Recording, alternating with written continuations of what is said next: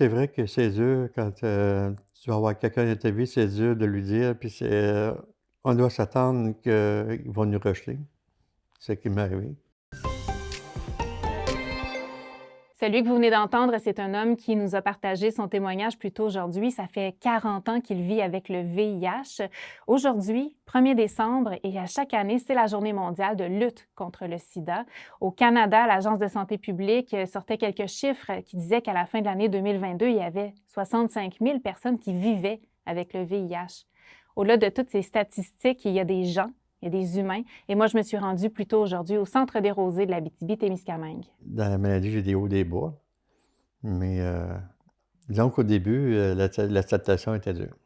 Je jouais plus, je travaillais, mais des bouts, je me demandais comment je faisais pour travailler. J'étais tout le temps sur la boisson tout le temps. Ça a pris du temps avant que je me remette sur pied. Et sur des réfugiés, il y a même un il a dit: «Ouais, mais là, il faut que je fasse attention, je peux pas toucher avec ses mains, il était contagieux», tout ça, puis, oups, il dit: «Ah, là, lui, il part de loin, là, que ça fait longtemps, longtemps qu'on le sait, c'est pas de même qu'on l'attrape». On parle avec d'autres membres qui sont atteints, puis, ça fait, d'en parler avec quelqu'un, ça me fait du bien. J'ai sorti l'isolement, puis Nous, on est un organisme communautaire qui vient en aide aux gens qui vivent avec le VIH-Sida partout sur la région de l'Abitibi-Témiscamingue. On vient en aide aussi à leur entourage, puis on fait de la sensibilisation à travers la population générale. On va les écouter, on va être là pour les accompagner selon les besoins qu'ils ont.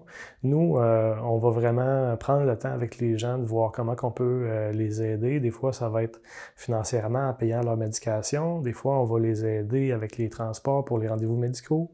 Des fois, on va leur offrir des groupes de soutien aussi pour briser l'isolement pour les gens qui se sentent plus seuls. J'encourage toutes les personnes à se faire dépister parce que si on est capable d'identifier puis de médiquer toutes les personnes au Canada qui vivent avec le VIH, ben, il y aura presque plus de transmission parce que les gens qui prennent de la médication ne peuvent plus le transmettre.